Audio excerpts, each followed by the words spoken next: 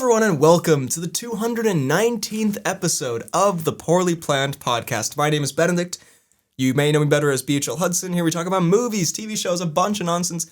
With me as always is my friend, co-host, and somewhat of an early morning recording buddy, Frederick. Yes, sir. We might look a little exhausted. A little disheveled. we did go for a Woody literally like 12 hours ago. Yeah.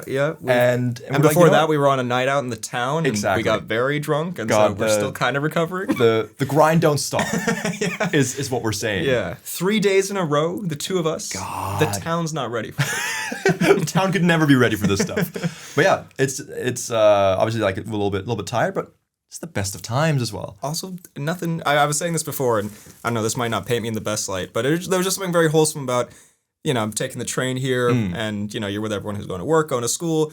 And again, the most like unemployed sentence anyone's ever said. But I was like, man, I'm just going in to record a pod. Man, I'm just gonna go podcast. You can have your 9 to 5 and make a lot of money. But I'm podcasting. Some people want a podcast. Yeah, again, cripplingly unemployed, but also please hire me and sub to BHL2, please. Very, very wholesome. Also, before we get into it, and today we are talking about sequels. Ooh, movie sequels, because we did see the movie 28 years later too. We did indeed. The Bone Temple last night. The Boner Temple, if you will. Thank you. I was hoping you would. I'm very glad you did. Very good time, and I thought in honor of that, we would talk about not just best movie sequels. That's too basic. We've been there, done that. Yeah, that's a previous vid you can go watch. But we're talking sequels that are better than the original. Better than the original. So they upped the ante a la The Bone Temple. Real quick before we get into that, there are time codes down below. Just a very quick, not even really anecdote, but just sort of a shout out I have. Oh. But the other night when we were out and about, we were at the club. I was informed of a dramatic, kind of a beautiful thing. That apparently your father. Yes. My goat. Your father in many ways. Is a big fan of the Poorly Planned Podcast. Now I knew that, he listens. He will occasionally listen. But apparently he'd be like straight up just watching the pod. God, very wholesome. so beautiful. If you're watching Papa, so shout out. That's what you call him. Yeah. He's your father, but he's my Papa. I just want to say shout out, actual goat. Loving it. Yeah. So just in a different note, I'd like to extend an apology to the city of Copenhagen for there's a different anecdote, completely unrelated, but just something that not Papa related. Not Papa related. Okay, at least I hope not. I think I might already have told you this, or otherwise I waited till I got onto the pod. We'll see. Okay. I've committed double homicide the other day. I've got terrible sins to confess, but I'd like to, if they're listening, which they almost certainly are. No, but they're probably not. I'd like to clear up a mishap that happened the other day when I was biking around Copenhagen. Sure. It was a beautiful day, right? Sun's out. I was biking along, and I just got this rush of feeling great. I was like, this is a good vibe. I'm happy outside. Life's good. And then I started whistling Whistle Stop from Robin Hood. As anyone would. As anyone would when they're biking, right? Yeah. I biked past a group of girls, and I think that they believe I was catcalling them. And so as I'm whistle stopping by, I just hear, pervert! As I pass. So, man, that really kind of put a damper on the mood immediately. But that's pretty rough. I was just trying to be enjoying the vibe of a nice sunny day. But so apologies, that was not a cat call. But if it was and I used whistle stop, also apologies. I mean, yeah, it's almost a worse sin. Yeah, how could you interpret whistle stop? The thing that the old rooster whistles. Exactly. I don't know, but so kind of very unfortunate aura loss moment there. That's pretty rough. Yeah. Well, yeah, if they're watching, which obviously they are. Exactly. Our bad. Yeah, that's his bad mainly. Sorry, Papa. Well. Should we dive into our topic? This is part we can talk about this later more, but this is part of a sort of like pre-recorded new thing. We'll talk about it. Let's just dive into some stuff. First of all, should we just talk 28 years later too for a little bit? Let's do it. Do a little basically a review because Yeah, we saw this last night. It was my second time seeing it because I liked it so much. I wanted to You experience said, it you know again. what? I wouldn't even be against going for a Woody scene this, which is a rarity. We don't often go see this. I don't think I've seen a movie 2 times in the cinema in quite some time, honestly. You know, I like to keep it fresh. But yeah, what did you think of 28 Years Later too? I will start by saying, not great for this episode. I haven't actually seen 28 Years Later, the first one. I'll bring that. Okay, you bring that knowledge. But I very much enjoyed 28 Years Later, The Boner Temple. It was, I thought Fiennes gave a fantastic performance. Very, very nutty as well. We did sit and just like laugh at a bit, but like not because it was like bad in any way. It was just like very kind of like, as you said, comfort character vibes. Yes. And a lot of dancing from Fiennes. A lot of dancing and some crazy musical numbers, which I very, very much enjoyed. Oh man, yeah. And then I thought that the side plot with the Jimmies, I thought they were like a pretty good villainous group. Yeah. And Samson, love my goat. My goat, Samson. My big peanut goat. Yeah. As I established, fake penis though. Hate to break the news. Maybe it was his penis was too large, so they had to. That's a good point. Yeah. How would they? I don't know how they do it. The real one and then give him the prosthetic. Samson was tucking the entire movie. That's him tucked. Actually, there was no prosthetic. It's folded 8 different ways backwards. He can wear that shit as a scarf. But no, Samson. The whole Samson plotline was very, very cool. Yeah, I really just thought it was like just so well written. These. You know, 2, but also maybe the Samson, you know, kind of a third subplot. But like all of these subplots, like done well, and then when they come together, like you're very interested to see Fiennes and Jack O'Connell, the Sir Lord Jimmy, you know, interacting and how that's going to play out. Exactly, because it was kind of like a fun dynamic because he's been so like just absurdly evil throughout the entire movie, and then just him having like an actual conversation for a bit. I was like, this is a fun, interesting dynamic. It was and it was fascinating. The sort of the like good versus evil in humanity dynamic of like in this post-apocalypse, how one person goes one way, one person goes the other way, the duality of man or some shit. No, very good. And I was so impressed by for a, you know, zombie horror movie, because this is, well, we can talk about, you know, better than the original ever, because I honestly, hot take, I think this is better than the original 28 Days Later. Ooh, so is this the peak of the franchise? I think so personally, and that is a very good movie. But just 28 years later, it was sort of a similar thing where it was like kind of a zombie movie. This wasn't a zombie movie. Like it takes place in a zombie world, but there was basically no zombies really, or like zombie horror that much. And 28 Years Later did that as well, but it did it sort of more in the middle. Like it was kind of more committed to being a zombie thing for like the first half, and then it became more of like the Bone Temple type movie in the second half. But so are the Jimmies a major plot line in the first one? Well, in the back, there's sort of like a threat of like you see like Jimmy scrawled on a wall or something. Jimmy crawling around. Yeah, you see Jimmy in the background of each frame.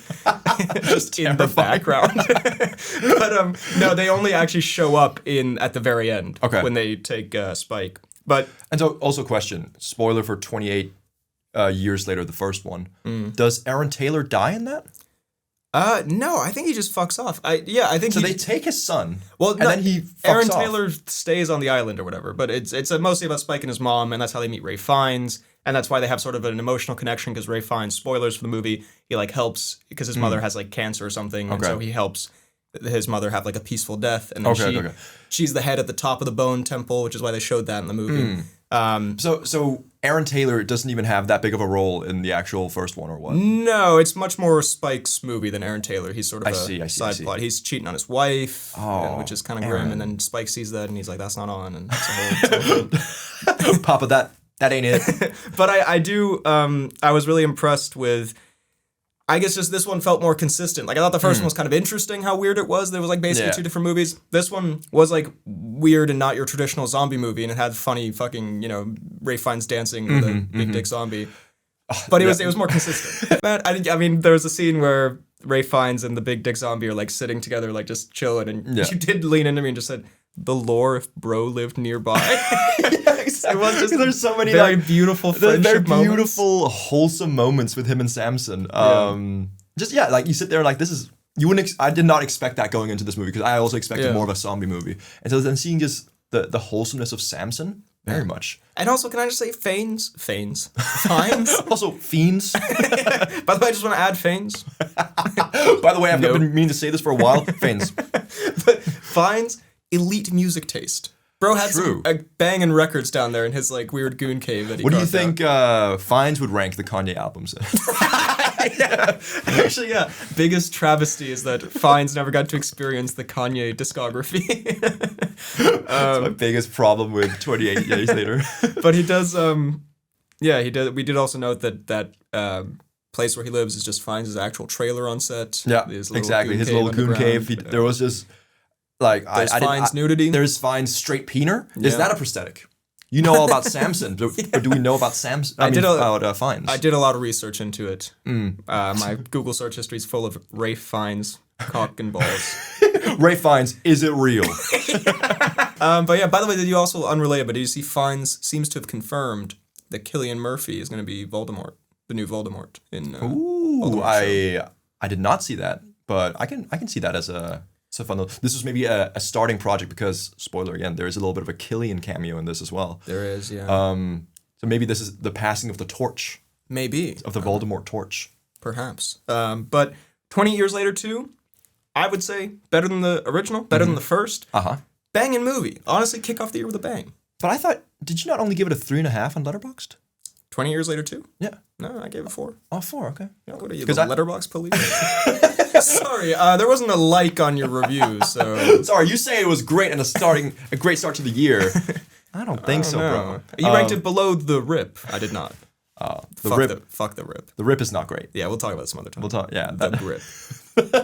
We'll have a whole episode series on The Rip. Frame by frame analysis of the most boring fucking movie ever made. Why were Ben Affleck and Matt Damon in a Netflix slop movie? Aren't you real actors? Also, don't you have other things to be doing? What's going on with you guys? Fuck. We'll talk about it. We'll talk The Rip later. Anyways, 28 Days later too. Years later. Very good. Yeah, great. I think I would also give it a 4, maybe even 4.5. I thought it was. Yeah, I'm not against a 4.5 to be honest. And yeah, like I think some of the music sequences, perfect. Yeah. The crazy Fiennes devil scene. The Iron Maiden bit was very, very enjoyable. Extremely peak. Possibly scene of the year contender already. Honestly. Also, him dancing with Big Dick Zombie, possible most uncomfortable sex scene contender. Almost certain winner. But let's dive into just, some films across film history. Sequels that did it better than the original, and perhaps that did good. We can have a bit of a debate if you disagree. Well, we're gonna start off. Actually, okay, fuck it. Let's start controversial because I think the whole point of this is to kind of get a little bit of contrast between first movie and later movie. I know this is not like an exact sequel, but I think the movie Prey is better than the original Predator. Ooh, boom! You know what? Come at me, fools! I'm gonna come right on you and say. I fully agree. I think Prey is actually because I think Predator is a fine. It's a fun kind of like classic movie. Prey does it well. Can I just say because I know this will enrage possibly also some friends of mine who watch this, some film fans who'd be like, yeah, you could never say the whatever.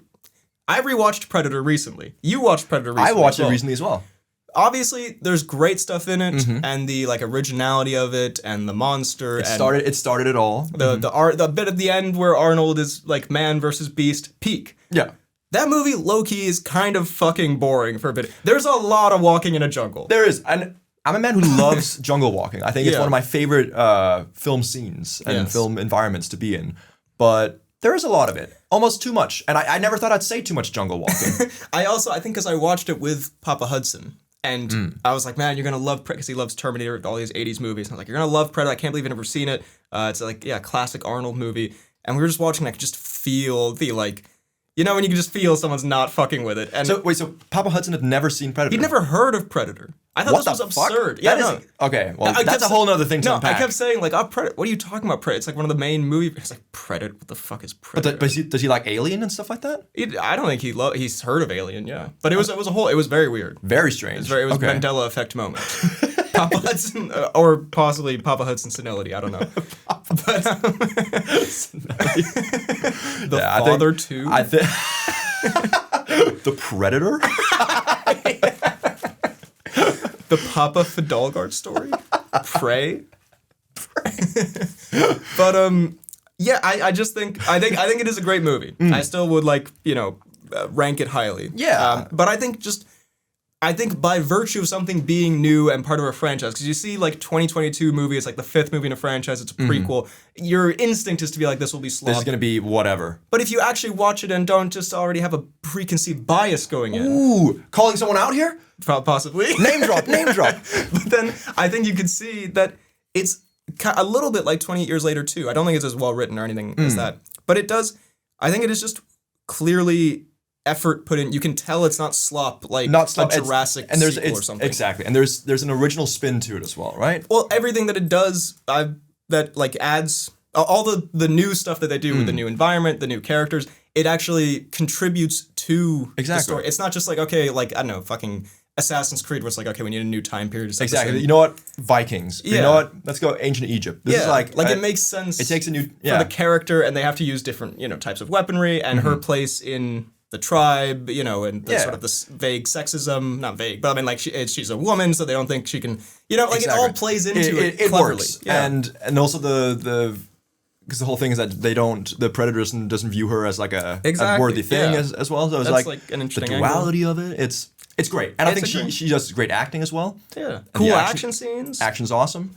It works. So you had friends who came into this and were like, this is whatever. Yes. Well, I'm sorry, Lucas. I don't mean to call you out on the Poorly Planned podcast, but Lucas, what's good, homie? Unsub, little bro. No, but please sub to BHL no, please. too. Actually, he's one of like my most loyal supporters. I desperately need his help. But I will say, I think there's ends of spectrums. I think you can have like people who would never watch like a movie made before like 2010 and they just like consume all the new media and they're like, yes, new Jurassic movie. I love the type of people when the Warner Bros. Netflix deal happened and there were like comments were like, does this mean Harry Potter will be on Netflix? That's awesome. And it's like that kind of mindset. Or I feel like you can have the other end of the spectrum where it's like, oh, you watched a new movie? You didn't You didn't watch You didn't watch the original A Star Is Born again? What are you doing, bro? You enjoyed the Bradley Cooper Star Is Born as opposed to the 1956 one? Literally kill yourself. God. And in some cases, like it could, like I remember, at some point I had made the claim that I liked the new Star Wars, what's it called, the first one of the new ones, Force Awakens, more than, I don't know, one of the older ones, Return of the Jedi or something. Okay. And I was mocked hard for it. And since then, I can kind of say, like, okay, yeah, that's maybe a slightly goofy take. But it's also... But at the same time, it is not inherently worse just because it's new. No, exactly. And I think that is, as you say, that's a take that a lot of people have. Whereas, like, they won't even go to see a movie if they're like, oh, it's a new slop shit, whatever. Yeah, and a lot of it is slop, to be fair. But Prey is not one of them. But I think it's important to kind of, like, land somewhere in the middle on the spectrum. Yeah, and well, I think just call it as it is. Don't go in with preconceived things. It's my take. Exactly. That's definitely hypocritical and stuff. I'm sure you could, like, cut an entire compilation. The movie's going to be I'm not fucking gonna buns. Who asked for that? Nobody. But no, I agree. Yeah. And this is the stance currently. So. This is the stance we have this moment. So wait until the next movie.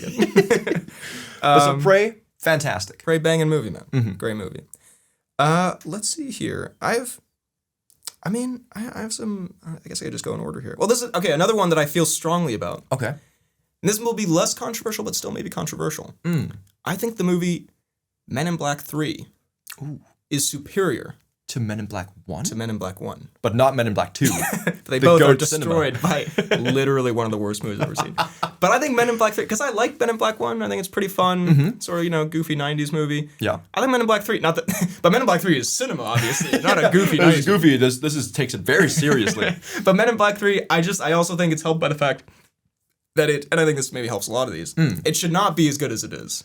Yeah, it's that's like fair. The third movie it came out like 10 years later, whatever. And the fact that it was actually very funny. And it had some wholesome moments. I think, what's his name? Brolin is a very spot on young Tommy Lee Jones. He is a very good young Tommy. I think it's kind of a banger. I can understand what you're saying. Controversial. I don't think it's controversial. I think that there's about a similar level for the first one and the third one. Okay. And I don't, also controversial, I don't hate the second one. I think the second one's fine. You would. Yeah. As we established earlier, a pervert. And there is some sexy lady alien in that probably swayed you over. It's not a bad movie. But I think they're both great. I didn't realize that people thought that Men in Black 3 was like far superior to the first Well, one. people being me. Is it just, this is a BHL This take. is a BHL original. I can understand it. Yeah. I don't think it's like where I look at them like, oh my god, this is miles better. I think they're both just actually really good movies, but for different reasons. I can see that. To be honest, yeah, there's not like a massive gap between them. I don't rank the Men in Black movies like meticulously. I do it very often. It's my morning routine. I watch them again. Actually, there's a fourth. There's Men in Black International. Oh, yeah. And then there's a fifth one coming out with fucking Will Smith again, probably. I'd watch it.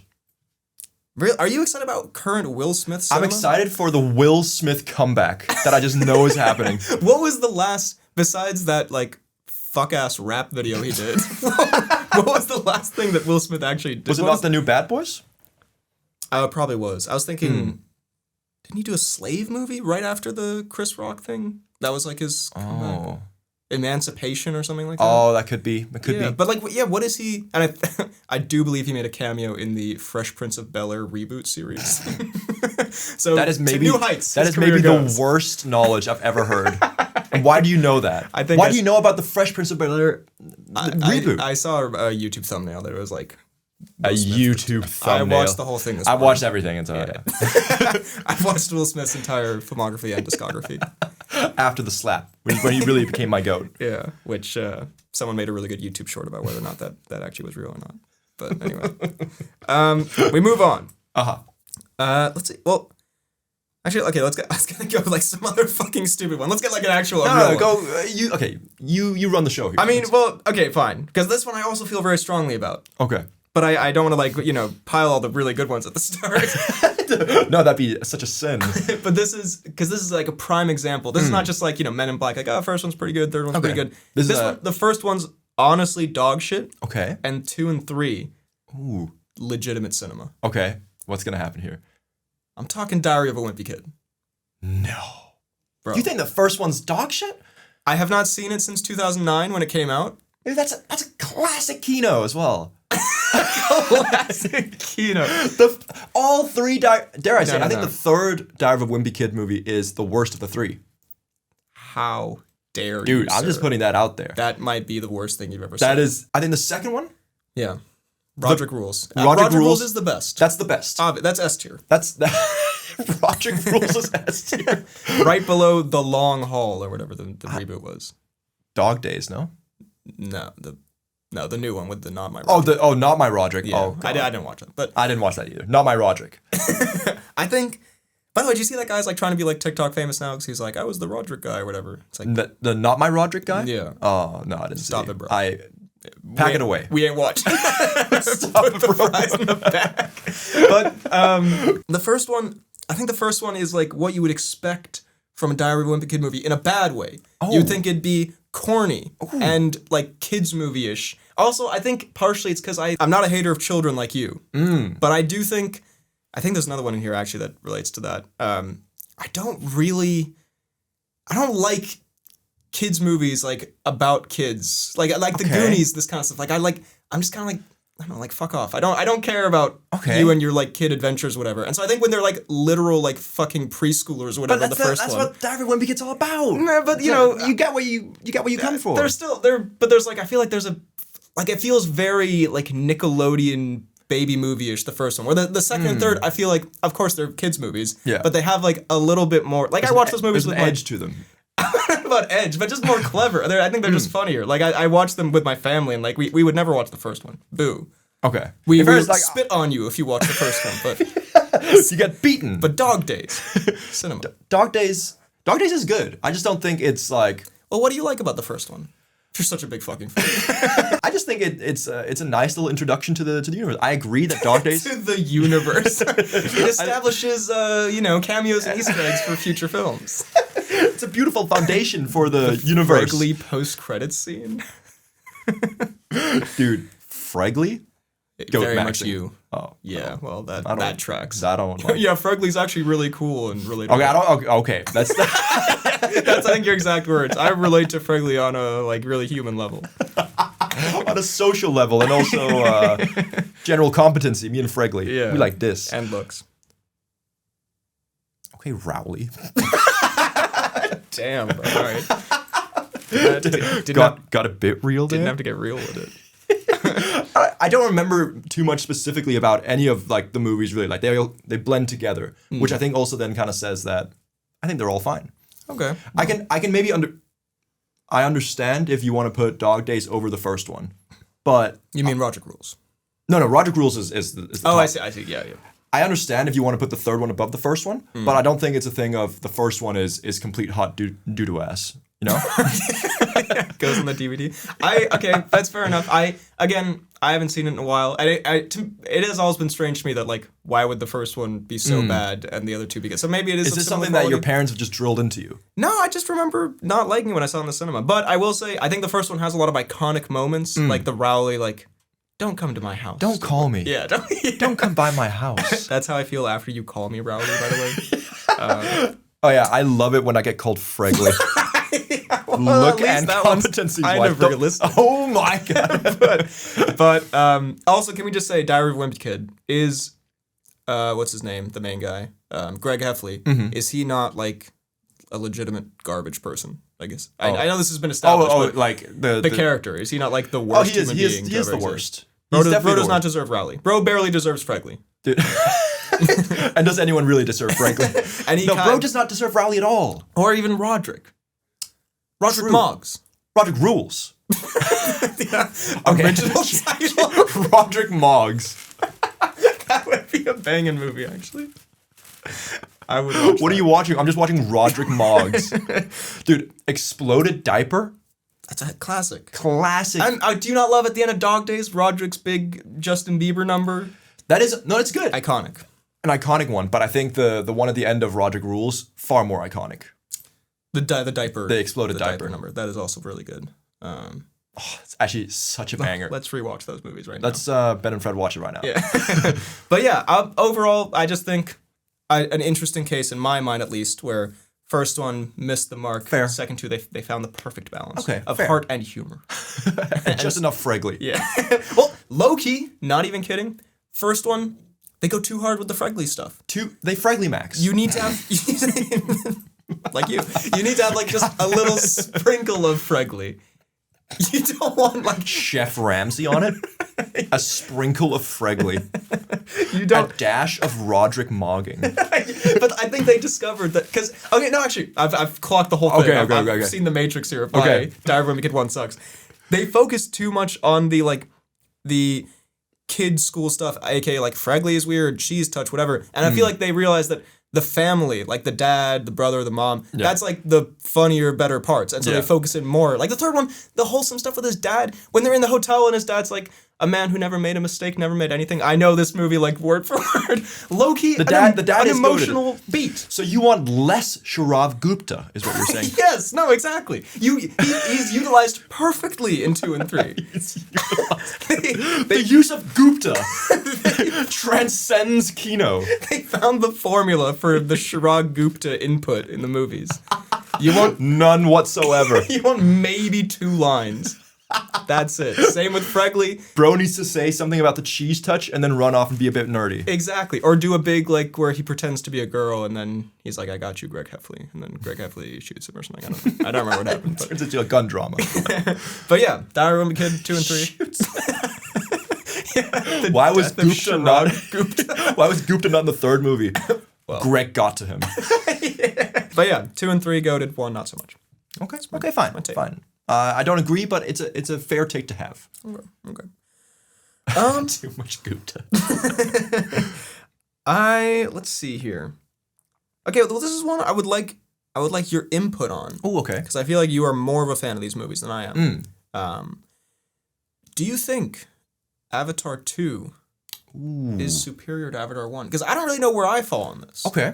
But what do you think? I think that in terms of like sequel in general, like I think it's a very good follow-up. And I think I probably enjoyed it more than the original. But that's also because I don't really remember seeing the original in the cinema. I think it was more like the whole cinema experience. I'm also a big water guy, so I think the whole water world really kind of like drew me in. As a whale enjoyer. As a whale watcher, it's not even a joke. It's what I do. It's please hire me.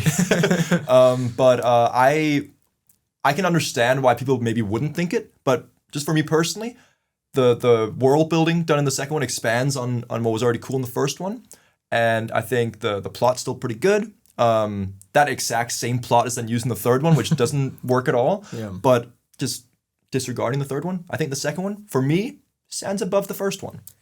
I think I would agree. Yeah. And I think, for me also, I think the second one improves on the complaints people have with the first one in terms of the characters and the story being completely forgettable, which I don't think that's totally true. I think the first one has like kind of maybe a bit of a cliche story, but it's not a terrible story. No, I don't think it's a terrible story. I think it's just a very easy to follow story. Yeah, that's kind of how I'd put them. Is I think the first one is extremely like accessible. Part of why it was such a big thing. It's like, crazy visuals and very normal basic story. And the second one, not that the story is any kind of crazy shit, but it gets a bit more convoluted. And you have the stuff with his kids. I feel like there's more of an emotional connection there. Yeah. And I feel like there's a more personal dynamic with the villain in the second one, and I just remember at the end when they're having that face-off, which again, they do the same fucking thing in the third one. Exactly. But in the second one, when they're having that end battle on that ship, and the kids are in danger, and he's facing the villain, it works there. I was more emotionally invested than I had been in the first one. But also, can we I don't know how much we've actually talked about Avatar 3 on the pod, but they just do the exact same thing in the third one. It's terrible. Yeah. No, it is. Yeah, it's the same story, but less interesting. But the main guy's just a bit hornier. That's literally the only thing that's changed. She gives him just a hit off the fucking the Benjamin, and he betrays the Benjamin, all betrays the human race. No. And that's the one thing they also just let Jake Sully be alone, for God's sake. You're wasting billions and billions of dollars. Anyways. Also, if you discover that alien baddies, it's actually not that bad to be with them, then why are you still mad at Jake Sully? Exactly. He's doing what you were doing. You're following bro's footsteps. So maybe that's why he's a villain. Ooh. Hypocrite. That's the real reason that the Colonel's the villain. Yeah.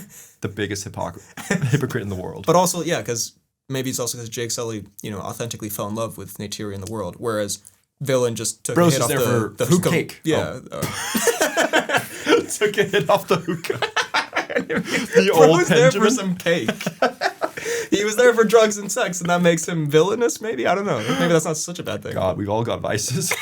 We've all been there, but anyway. But Avatar Avatar the Way of Water. Yeah. And man, the water effects, come on. The water effects. That shit's pretty crazy. And the tulkuns and the different water creatures they bond with and stuff like that. Why do you remember what the water creatures are called? What are you not a fan of Payakun, the lone tulkun?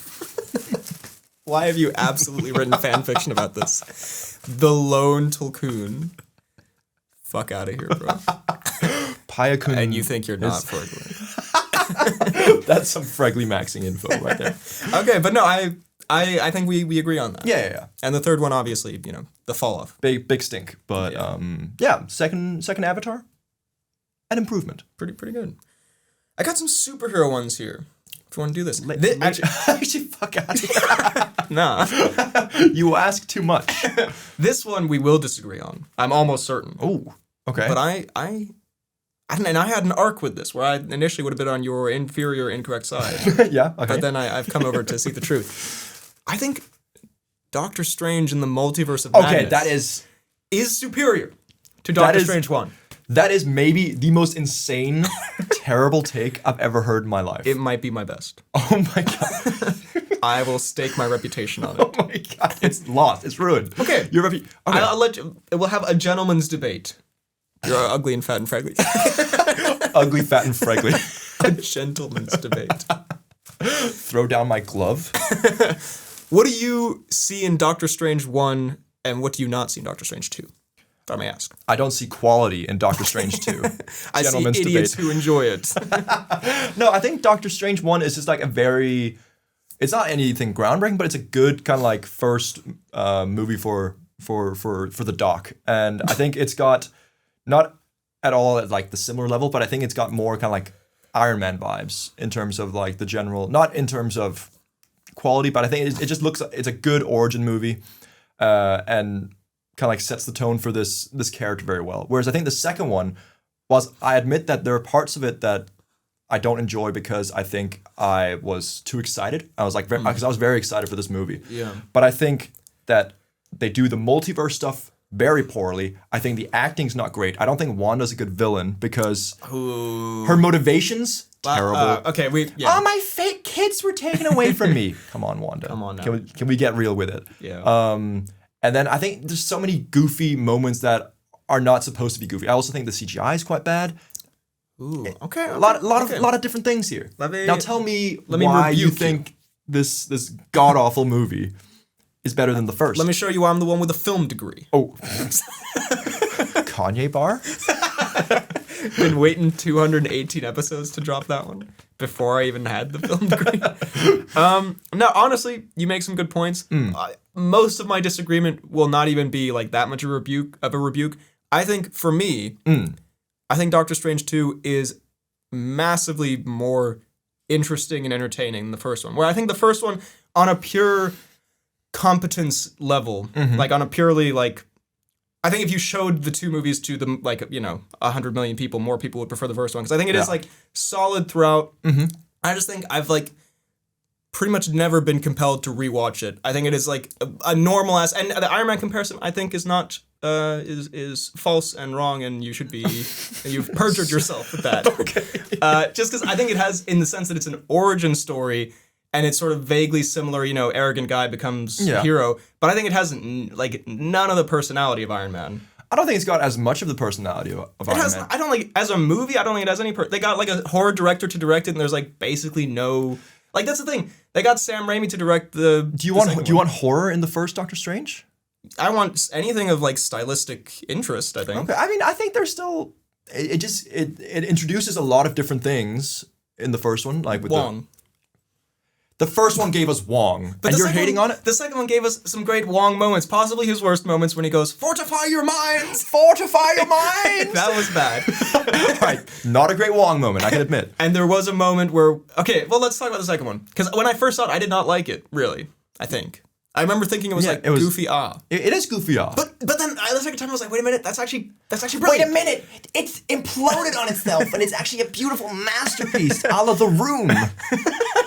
I think, look, I will grant you there are some bad acting moments. I think there's a moment specifically where Wanda is in the same scene as Fortify Your Minds. That was a rough scene where Wanda is... That was not good for the MCU. Wanda's talking to Doctor Strange, and she's like, you could have talked to me when I was nice, but now I am the villain, or some shit. She remember this? She does like a weird monologue. I just don't think she's a very good villain. But I think, besides, because we actually have a pre-recorded MCU villains episode coming up at some point when we need it, when break in case of emergency type episode. Yeah. But we discussed this at length there, the motivation thing.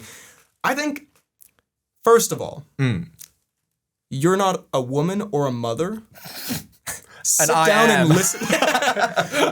They have a voice too. But I think you can be like, that's a silly motivation. She's not a mother either. No, but I think I think just because you're looking at the extra textual context of the movie where you're like, well, I know that the kids are not real and, therefore it doesn't count. But the character of Wanda, psychologically damaged, she's been through so much. She lived this reality. To her, those are her kids. She has postpartum depression. Maybe I don't really understand what that is, but I speak for the mothers, I guess. Yeah.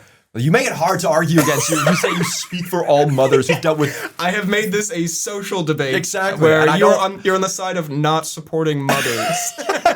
I don't love the side I find myself on. But regardless, I can accept, though, we could do a debate and you could possibly win on, is that a stupid motivation? Because the kids were not real. They were fake kids. Yes. I think just as a villain beyond the motivation, I think she's for the kind of weird, semi-Sam Raimi-ish movie, I think she works as like a kind of horror movie villain. I think she's coming out of the water. No, she can be a bit scary, but it just feels like I also think it's such a sharp turn for her character. I don't think there's been much character development that really justifies this thing, I know. I agree that she becomes cartoonishly villainous way too fast after she had like her own show that got you kind of invested in her character. But I like when she is cartoonishly villainous. I think she's a no offense to our goat, I think she's a more compelling on-screen villain presence than Mess Mikkelsen in the first one, for sure. I think that's also crazy. And also, by the way, Messbing's in the first one. What the fuck is his motivation? That he used to be a wizard, now they don't like him anymore or some shit? I don't even remember what his motivation is. At least you remember Wanda's motivation. Yeah, because it's so bad. Even if it's dumb, but not dumb because it supports motherhood, maybe. Perhaps. You just said it was dumb. I'm sorry, mothers. Sorry, mothers. Our biggest demographic? Mothers? We lose every sub? It's just Papa watching now? Yeah. He thinks finally they're mine and mine for alone. That's been his plan all along. I'm gonna be honest with you. I just see a lot of schlop comparison to Doctor Strange 2 and Ant-Man Quantumania. I think they're almost comparable. Get the fuck out of here. Do you not think Doctor Strange 2... Also, by the way, kind of like we were talking about before on spectrum of like pretentious to, lame consumer. Is it not kind of like beta consumer of you to be like, but they didn't go to enough multiverse realms. I didn't see enough Captain America, but it's Peggy Carter cameos. If they leave... Film degree? Get film degreed. If they... Take your mind back, please. Okay. They lent so incredibly hard into this multiverse thing, right? And I'm not the biggest fan of the multiverse, especially after the way it was done. But at the time, I was like, okay, they're leaning into this. It's in the goddamn title. At least make it be a bit funky with it. They went through like one paint universe for like 10 seconds. Yeah. Went to one where Krasinski was the smartest man alive, which does not give me much hope for the rest of that race. And like one other one where Doctor Strange was like evil skeleton man or something. Like what else did they really go to? Like it's the multiverse of madness. They did none of that. And it was just Wanda having a shit motivation, chasing across these mid-universes. Didn't work.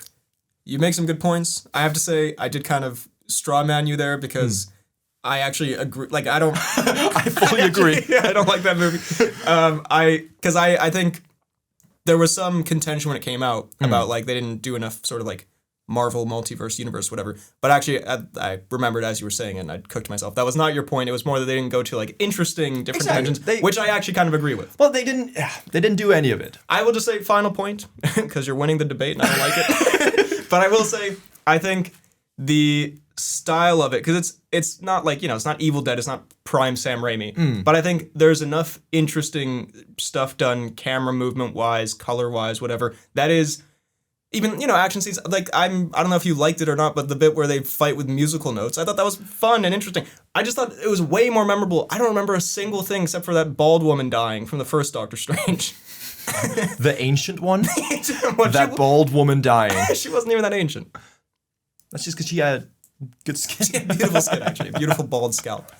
But, yeah, I think there was just, for the bad with it, which I think some of it's corny and some of it's stupid, whatever, the style of it, because I was thinking of what movies I want to rewatch leading up to Doomsday or whatever. Yeah. Although I should probably watch all of them because I'm making all these fucking videos. But the ones that I want to watch is Multiverse of Madness. Multiverse of Madness was way higher on the list than Doctor Strange 1. That being said, though, I actually kind of fuck with Doctor Strange 1. I don't think it's terrible, but I think it's I think it's kind of it's not very interesting, but I think it has its moments. It's like a 3.5 on Letterboxd. Whereas Dormammu bit at the end, that was cool. It's cool. And I think that Doctor Strange 2 is like a max a 2.5. Max a 2.5. But I will say, a Quantumania comparison, get out of here, bro. No, I'm not. I think Doctor Strange 2 is better, but not by much. And I think there's a lot of schlop.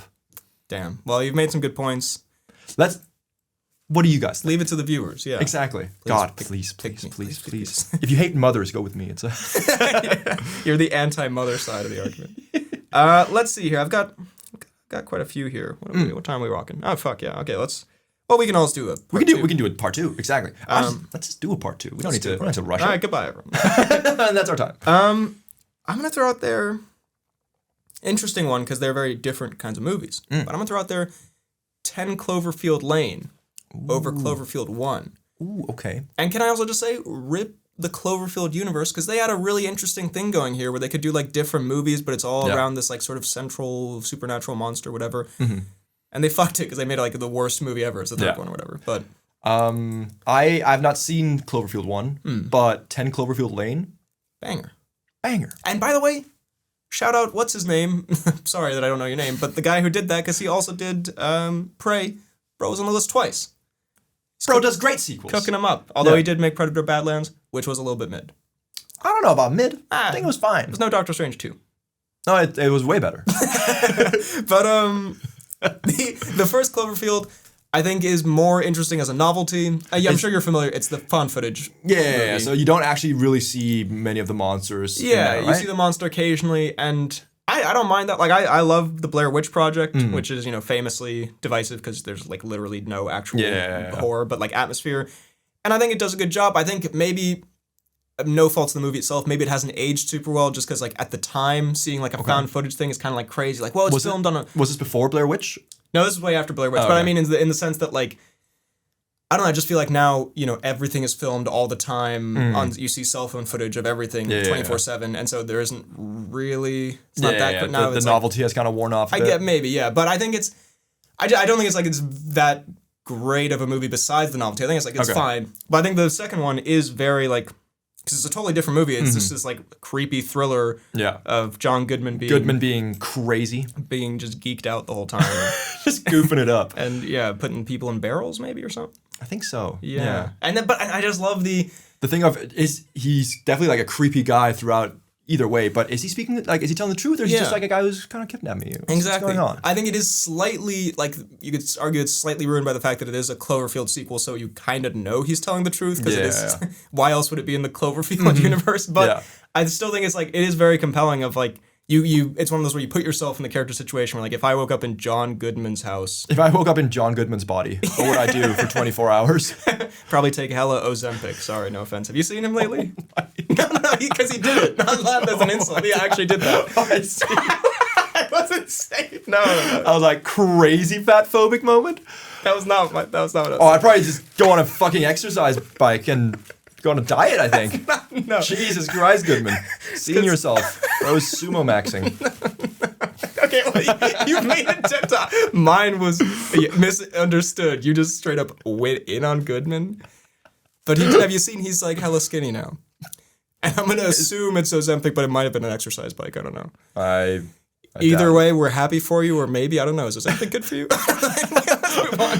This podcast is sponsored by Ozempic. I don't know the ins and outs of Ozempic, but as long as you're happy, Goodman, I guess. I don't know. I don't know where this is going. Anyways, I love the sequel. Cloverfield Lane, it's really good.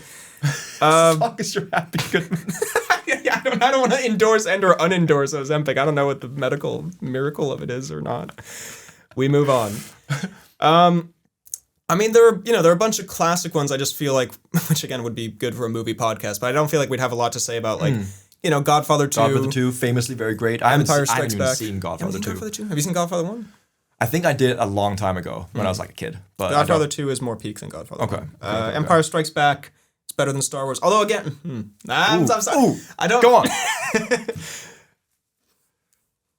Go on. Well, speak your truth. Okay, no. And again, I'm not calling anyone out. But there is... You know who you are. there is also, I think, a little bit of a thing of... And actually, fuck it. We'll talk about this also with Terminator 2. Ooh. Coming at you. You know who you are. Yeah, you know exactly who you are. But there's a thing also of, I think, original bias. Of being like... Because it's the first one and because it's sort of revolutionary cinematically, and maybe because it's a little bit less commercial, it's better, when in reality you're dumb and wrong. So for example, in college I watched the Star Wars trilogy, the original Star Wars trilogy, with my film friends, who I love very much despite constantly calling them out on this podcast. But there was a bit of a not consensus, but sort of a thing after we watched, because we watched Star Wars 1, and they were like huge Star Wars fans, I've never been huge on Star Wars, and I was like, that was good, and they're like, it's a cinematic masterpiece, and we watch Empire Strikes Back. Sorry, objectively better. It's like, it's more fun, it's tighter paced, there's more going on, it does more with the characters, it's darker, it's like, and they were like, I don't know, Star Wars 1. Empire Strikes Back, which episode is that? That's 5, but I mean, it's the second one in the original. And like, I'm just as an experience, I think it is just more well-made and develops more and whatnot. And I can appreciate that there is something, like, there's sort of a like cinematic pureness of the first Star Wars, like there is to, like, Rocky and Superman and these sort of, like, classic movies. I feel like that's a cheap argument to make as well. Well, yeah, I just think it's like it's the first one. It's novel, so it's automatically better. Like it builds foundations, sure. And by the way, because I'll hear about it, I'm not saying that's the exact argument, but it's also with Terminator 2 and Terminator 1, a little bit of a different thing because they're different kinds of movies. Terminator 1 is a bit more of like a horror thing. Yeah. Terminator 2 is more of an action thing. But there is sort of a like, oh, you think Terminator 2 is better? Like Terminator 1 actually is like, more cinematic and it's more, again, it's sort of like more pure cinema. It's like, I don't know, man, if the second one is like more exciting, more emotional. It's not just because there's more explosions in the second one, so I like that, which is what I've been painted as occasionally. Although that is also the case. That is also what I'm saying. I do like Doctor Strange too because it has more colors. But. It has a way more explosion. But I don't know. I think and by the way, you're more than welcome to like Star Wars 1 over whatever, and Terminator 1, whatever. I just think that having no offense to both you and your film bro friends. But you're all fucking nerds. But it ain't that deep. But how about you like get laid once in a while or something? I prefer Terminator 2. There's so many explosions in that one. No, but I just think that obviously you can appreciate the purity of like an original film and like the first of a series, but I don't think it's really that good of an argument, really. Like, as a general thing, like obviously like the originality is there, but like okay, that's fine. That doesn't really speak to the movie itself. It just shouldn't give it like automatic points. No, and the Terminator 1 I can understand a bit more because you can like there are more different movies. You can say like I prefer the horror style, whatever. Yeah. Star Wars like low-key kind of pisses me off because we watched them back to back and I was like, I'm sorry, man, that's objectively better. There's like on sort of like almost every level, whether it's spectacle or character and story, it is an improvement on the first one, and you can still love the first one, but I think, I don't know, in my personal opinion, should be acknowledged, don't text me. Don't call me out now. Yeah. I don't really, again, not great for movie podcasts, I don't really like or know Star Wars enough to really weigh in on this, but I'm aside with you. Let's go. For the mothers. The mothers. Charge. Also, that being said, though, on a complete, I don't know, maybe hypocritical, but on the other side of that spectrum, oh, wait, no, this is the wrong thing. I was going to say I like Alien more than Aliens, but that's actually not what this podcast is about. It's about sequels that are better than the original. Let's turn this into sequels that sucked ass. Let's see. Okay, here's an interesting one. Okay. Because this is, again, I don't know. I guess this could be a debate. Do you think any or all of the John Wick sequels are better than the first one? Because I kind of think... honestly, when people ask me, I'd never know which John Wick movie is my favorite. I know the third one's my least favorite. Interesting. But I quite fuck with all of them. And I know some people think 2 isn't very... Like, I think 4 is maybe recency bias, but there was, like, consensus, like, John Wick 4 is, like, a masterpiece. I thought it was... So overhyped. It was good. I did not think it was, like, this, like... I think... Unbelievable masterpiece. Let me think. I think, I might say that the second one is better than the first one. I might as well. And maybe there might be a little bit of nostalgia there because I have very fond memories of going to see the second one. Woody movie as well. Huge Woody movie. But I think the action is great in that one, upped a little bit from the first one, to like a larger scale. There's a few awesome scenes like the common chase scene throughout the very, very enjoyable. I thought you meant like a regular chase scene. The regular chase scene. Quite literally the common chase scene. And like kind of like expands on this world of the the spy assassin world, which I really, really enjoyed. And the first one's also a classic. I think the fourth one's my least favorite. Really? I think so. That's a controversial take. I know that's a controversial take. Keep this in mind when you're deciding on the Doctor Strange debate. That these are his other takes. Just putting that out there. Do you want to be in boat with this man?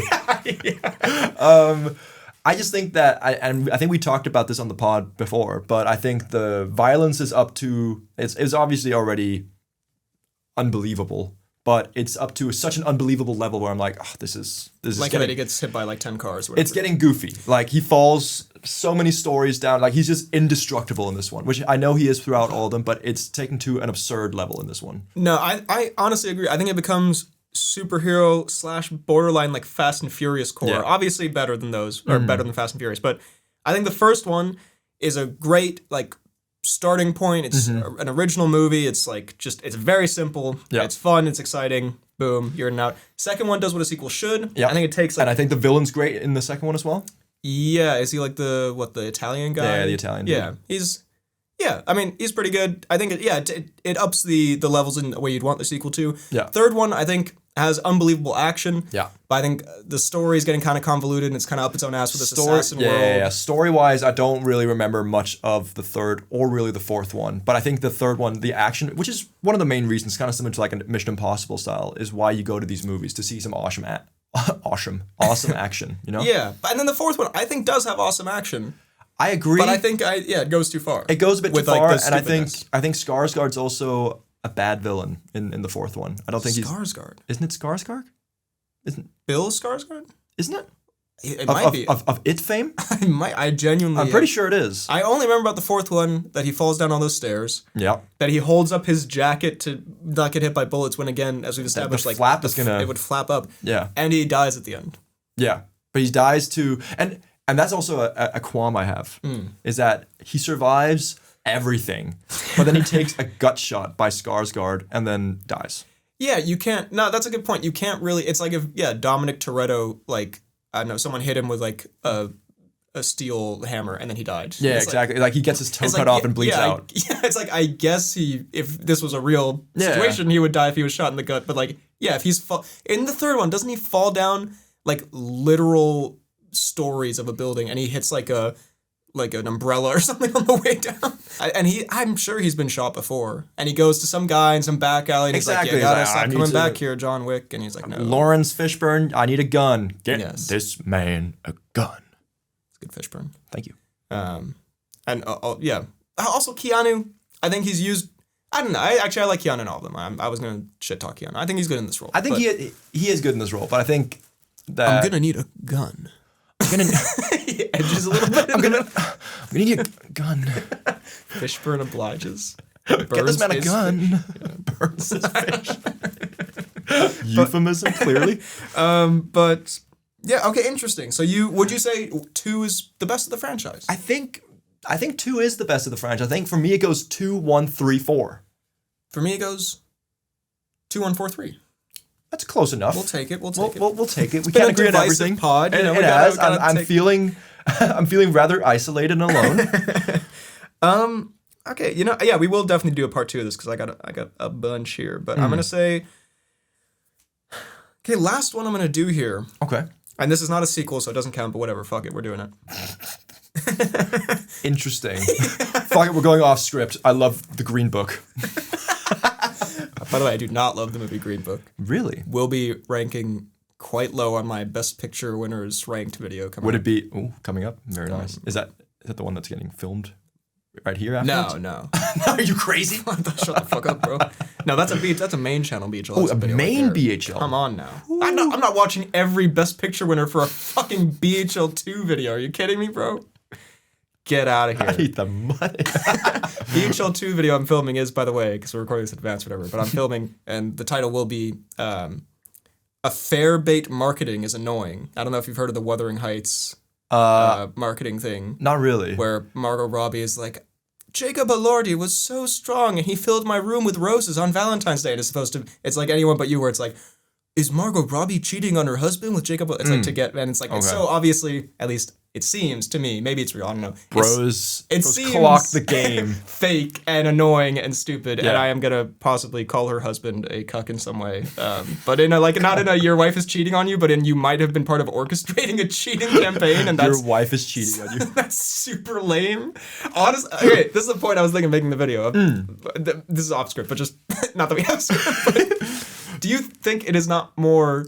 And I hate to use the word cucked unironically, but is it not more cucked? I think it's less cucked to actually get cheated on than to possibly be involved in organizing a fake cheating campaign to make interest for your movie. With your wife. It is. It is. If he was involved, which of course is this is all speculative. Exactly, but I agree because then you're putting it out there to the world. Like if someone cheats on you, like that sucks. It's terrible. And that's bad, but it's not like. You can just be like, oh, well, yeah, I'm sad about that. But, like, low-key Adam 22 Max thing. If you're sitting in, like, a marketing boardroom meeting, it's like, okay, Margot, if you could say that he filled your room with rose petals on Valentine's Day, That'd be great. Which again, maybe he did, and maybe your husband doesn't. Maybe he's not. Margot, happy I'm gonna need you to make out with Jacob and say you hate your husband, please. Yeah. Also, because the movie's already, salacious enough and whatever. I don't know if I think I sent this to you. There's like a still image of like Margot Robbie with like all of Jacob Elordi's fingers in her mouth, and someone wrote like, "You think her husband's gonna see this movie?" I did see this one. Almost certainly, given his cuck marketing. That should be the title of the video. Cuck marketing's getting out of hand. But anyway, that's actually a great. Lucky, that might be something. But that's actually such a good title. The last movie, completely unrelated to any of this. How did we get here? But it's not a sequel. It's a remake. Okay. But fuck it. Maybe we'll do one day like remakes better or worse than the original. Mm-hmm. But I want to talk about it anyway. I have it on the brain. The Willy Wonka. Actually, this is maybe my most controversial movie take. This will definitely get a lot of hate from everyone. I think the Johnny Depp Willy Wonka is superior to the Gene Wilder Willy Wonka movie. I 1000% agree. Okay. It's so good. Can I just say? It's cinema. Hear me out. Okay. First of all, yes, I'm sure there's some nostalgic bias because I grew up watching the Willy Wonka one, not the Gene Wilder one. Mm-hmm. But guess what? Gene Wilder enjoyers, people who love the Gene Wilder version, you're also blinded by nostalgia. Yeah. You little baby people. Ooh. Here's the called thing. out. I think Gene Wilder. Maybe you'll disagree with this because you're such a Depp head, but a Depp head. I think Gene sounds like a slur. It really does. Do not say to me right now that Gene is a better Wonka. He absolutely is. Gene is a better Wonka than Depp. All right. That being said, okay. I like Depp's interpretation, weird, like creepy Michael Jackson vibes. Yeah. I think that's interesting. But the thing is, Gene Wilder carries that fucking movie on his back.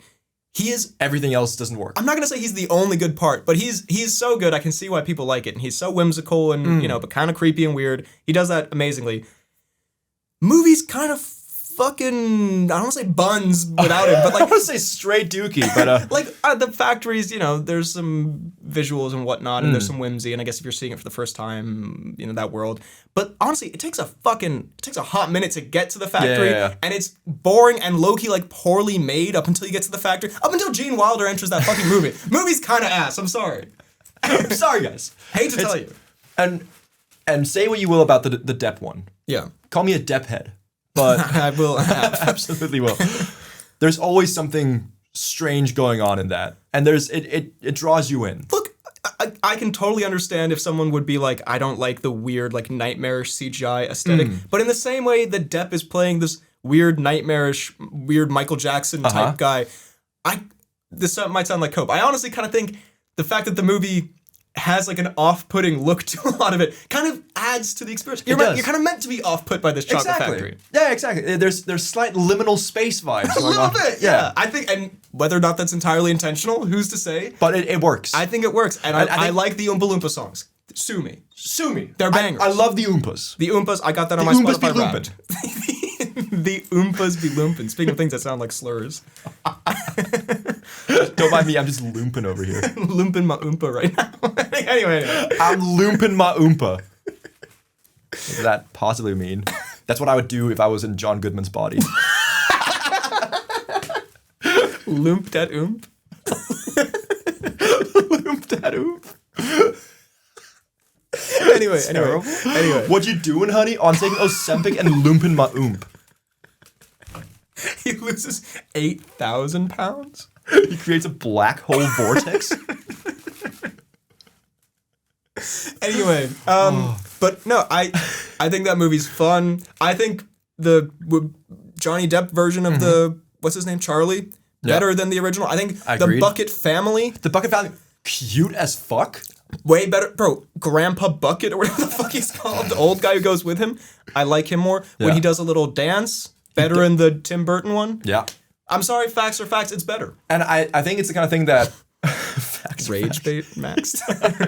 I also think, because it's such a strange, big, colorful movie, kids will enjoy it more, but also because it's got that weird off-putting vibe that everything's going on, adults also enjoy it more. So Gene, get out of here. Again, respect for the Wilder, goated man, goated performance. I think as a movie overall, I think it comes together more well. I can totally get behind this. So that's So the tooth. God, it's been And some- plus, I like the. I know everyone doesn't like it or whatever. Thought it was like they gave Willy Wonka backstory. That's stupid. Man, those scenes with what's his name, Sauerman. with Christopher Lee. Yeah, where he's like, "You will not eat chocolate. very, very good. Thank you. Thank you. Those are banging scenes, man. Those are, and then when they reconcile, when they meet up, do they? Oh yeah, at the end they do. and then meet up. he's like, oh, Willy, can you stop oompen your loop? That's your Christopher Lee, Willy. But no, I remember those scenes again, seeing it as a kid, so whatever. Yeah. But like being very visceral. Exactly. Not to eat chocolate. I was like, oh fuck. No son of mine will eat chocolate. And then when they meet up, and then he's like in the dentist's chair and like, hi, Dad. That's also that's a good Willy. Clip that, by the way. Bro doing the hi dad moment. And that was low key though. That was really good. That was really accurate. Clip that. Yeah, you pour your heart out. Yeah, by the way, clip that shit. We got him, boys. All right, shut it down. All right, come on in, send him in. We got what we need.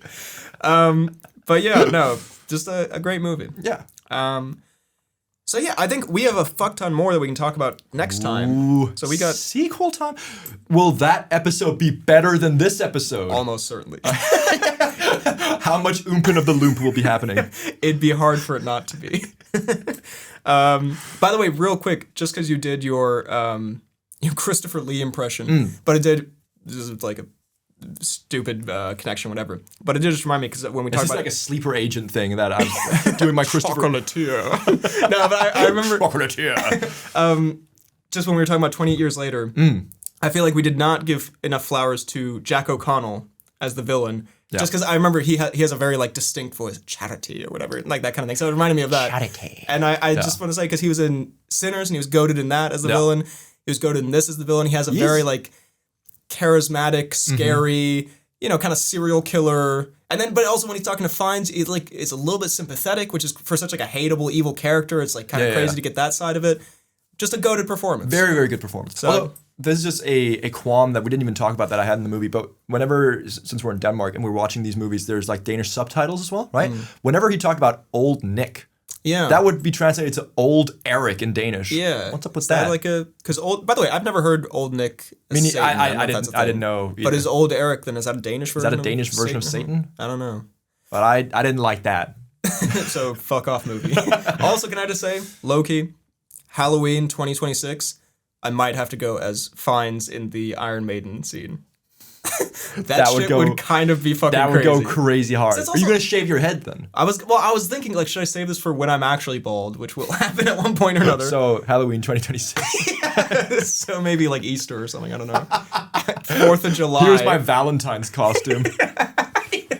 The concept of a Valentine's costume and it being Fiennes is the devil. But Low key goes hard. it would also, it's very doable. You just need fucking like eyeshadow and like a coat and, to be. Also, can I say, man, beyond just like the Fiennes penis, The Fiennes bod? the Fiennes bod? Dude, he's ripped. Bro's in fucking amazing shape. I don't know if this was around when he did that Odyssey movie where he think got it- really ripped, but I think it was because he got super ripped and then he's just like stayed that way. fucking. Can I say something? Please. Not only Fiennes in this movie kind of a comfort character, Fiennes kind of a comfort human. Kind of a body pillow man. I just think Fiennes, honestly, like goated actor, and just kind of makes me feel cozy. I weirdly agree. I Him and didn't. Tucci have vaguely similar energies. Not like energies, but in terms of like how I feel about them. Yes, I weirdly agree because I didn't used to be huge on the Fiennes, but then I watched The Menu and then everything changed for me. And Matt, can I just say, actually, oh my God, Tucci and Fiennes, you should watch Conclave. He's great in that. I do want to watch. Okay, well, Man. but I agree. Fiennes, comfort character, comfort human, body pillow, maxing. Body card never decline. Dick hard, never fails. Dick card. Did have a lot of pubes. Anyway, let's move on. A lot of pubes. Yeah, for a man of his age. I don't know. Everyone knows the older you get, the less The older you pubes get, the have. less pubes. Right? The bigger the shaft. What? Yeah. Everyone knows the older you get, like your balls shrink, whatever. Actually, well, that is sort of. Well, no, they get longer. They sag. Yeah. Not very saggy balls. We demanded they pause the movie in the cinema. Excuse me. Yo, zoom that in real quick. His balls do not reflect his age. Well, with all that said, it's now time for the Tom Cnews. Now, as established, actually, yeah, well, we can just say this real quick again, reiterate this. The sort of the new pod model that we're working off here. Yes. And for many reasons, but so we can sort of be consistent, so we can use the studio, this kind of stuff. Basically, most episodes are going to be topic episodes, pre-recorded, not like super far in advance usually, but like a couple weeks in advance, so we won't be doing news, movie reviews, that kind of stuff. And then at the end of the month, we'll do like a big epic pod where it's like humongous pod. We do whatever big news was that month, whatever movies came out we can review, do announcements and such, have an up-to-date Tom Cnews, so all that kind of stuff. So that's the pod all plan happening. going forward. And maybe this will change whatever we're trying stuff out. Yeah. But we want to max out the studio, all this stuff. Point being here, we don't have like up-to-date news for Tom Cruise, although I can see if there's anything here.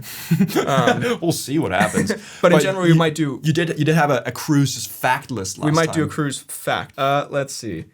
Yeah, I don't want Tom Cruise facts for kids. We ain't no kids here. Kids should not be getting Tom Cruise facts. Tom Cruise facts for kids? Those do not exist together. This is from Cnews or eonline.com. Credible source. Maybe. 61 fascinating facts about Tom Cruise. 61. Is he 61 years old or something? I think this came out a few years ago, but it might have been for 64. I think the last one we did was like 63 facts. It'd be really weird if they were just randomly doing these things. They just love doing 60 odd facts of Tom. Yeah, that's the exact number of facts there are about him. Blah, blah, blah. Let's see.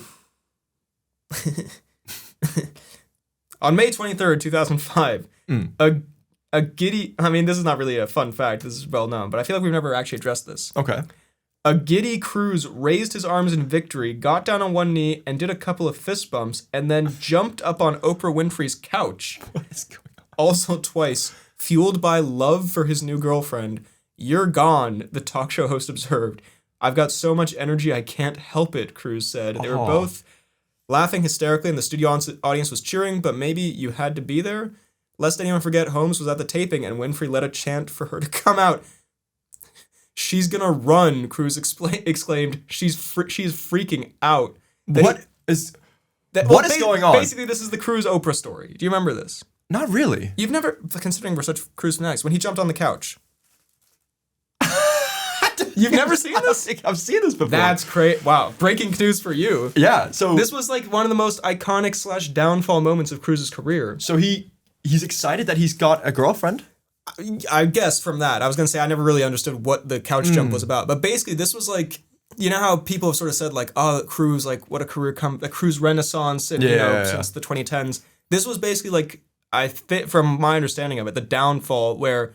People were like, he's so fucking weird. Like, what's wrong with him? Was this the, like, Cruise's Will Smith slap?